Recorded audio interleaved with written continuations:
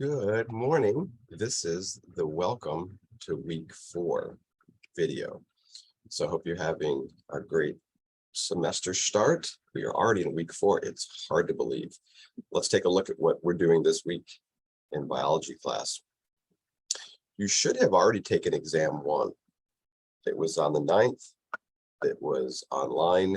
If you didn't, it's okay. Just jump in there and get that done. Things are going to start getting busy now, so make sure you get that done. This week, we will do lab 3 enzymes.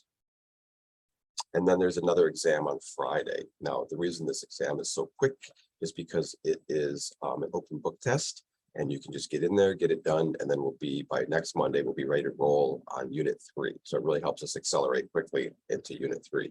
So that exam will open on Friday.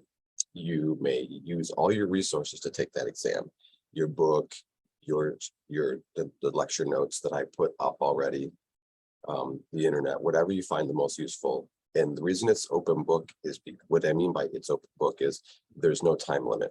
Okay, so it doesn't have a 2-hour time limit like the other test. You can kind of treat it like a project, but be aware that you can't pause it and you can't just work on it in multiple sessions. So just like a regular test, make sure you blocked off a portion of time to sit down and do it.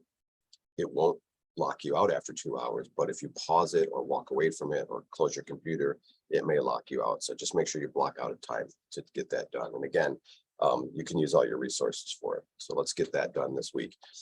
Labs are due. So at this point, you should be turning in lab 2. Just a piece of advice about labs, make sure you wait to turn in a lab until I've graded the previous one. That's because I want you to take a look at how I grade them, and I want you to make those corrections. I'm not talking about a resubmission. I'm just talking about the next time that you do a submission, make those changes. So for example, on lab 1, if you forget the textbook question and you lose 10 points, make sure that on lab 2, when you turn that in, you don't make that same mistake. Whereas if you dumped lab 1, lab 2, and lab 3 at the same time, you'd make the same mistake on all 3 of them and you'd lose 30 points. So that's why submit one, see what I'm looking for, make that change the next time.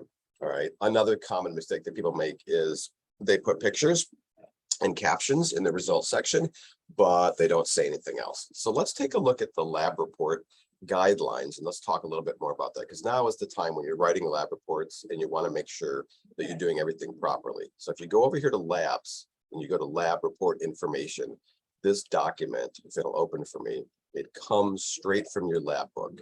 Yeah, see, it doesn't look like it's going to open for me. Yep, there it is. All right, so it says writing the lab report. This should be like on page 3 or 4 of your book, but here it is, writing the lab report. You want to have these 4 sections: the intro, the methods, the results, and the discussion. Intro is pretty much up to you what you put. If you have a hypothesis, that's a good place to put it. Some labs, I'll be more specific with what I want there, but in general, it's kind of up to you to introduce the lab.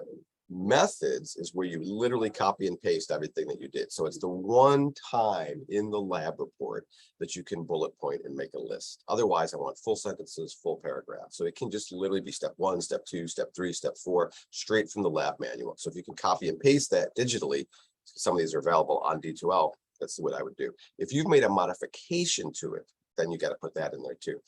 Results is a place where people get confused. It's not enough just to put pictures and captions. All right, so put a picture, put a caption, and then put at least another paragraph or 2 about the results. Just sort of regurgitate what you did, how it worked, what color it was, what size it was, what species it was, what your thoughts on it were, what interesting structures were there. If you need some talking points, I'm happy to sit down and talk to you about that. But those are some things you could put down. If you feel like you're kind of being redundant, that's okay.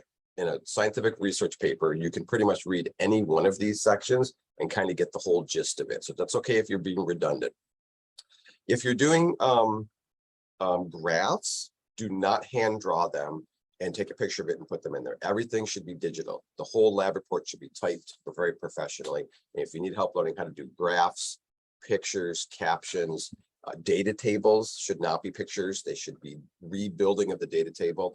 Insert table, 3 rows, 4 columns, then you type everything in. That's the way it should be done, very professionally.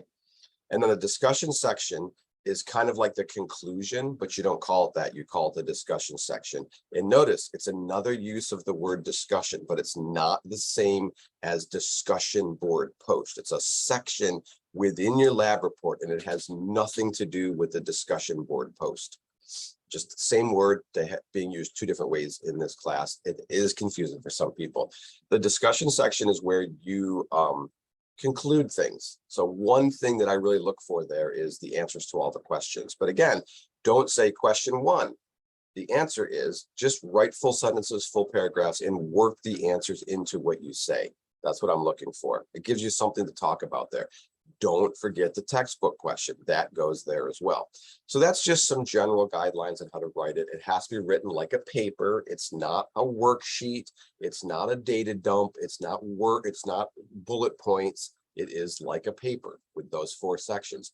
You're going to have to trial and error it. You'll have to turn one in and miss some things and then correct it the next time. And I'm not talking about a resubmission.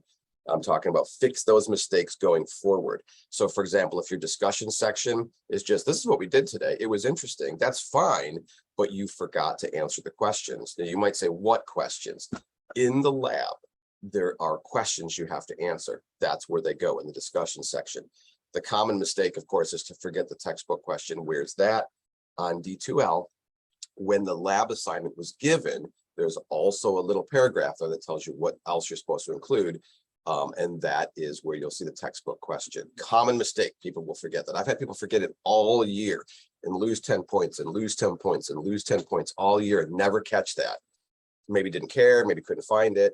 Don't forget the textbook question, all right?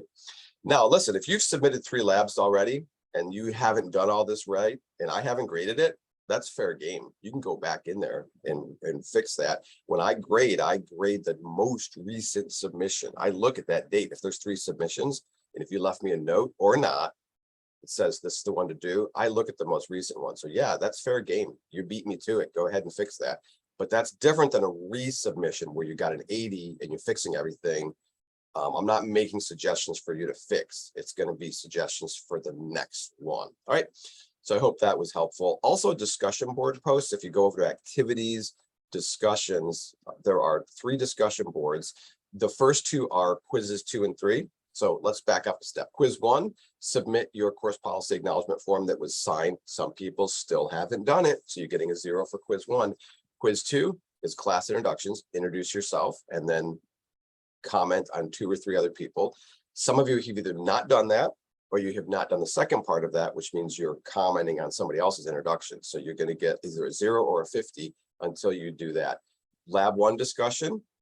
A few people haven't done that. Take your lab 1, copy and paste it into lab 1 discussion and say, hey guys, what do you think about this? Here's my lab 1. And then you're going to solicit some comments. So put it in there and then comment on at least 2 other people's to get your 100 on quiz 3. That counts as quiz 3. Students helping students is not required. That's just where you can ask other people in the class questions. Instead of asking me, you can ask everybody else and get some answers there. All right. So there are things that I've noticed that people have not done in the discussion boards. Don't forget to do those things. All right. All right. So that is what we're doing in week 4. Have a great week. Looking forward to seeing you in lab and in office hours. If you want to stop by the office, I'm in pretty much every day.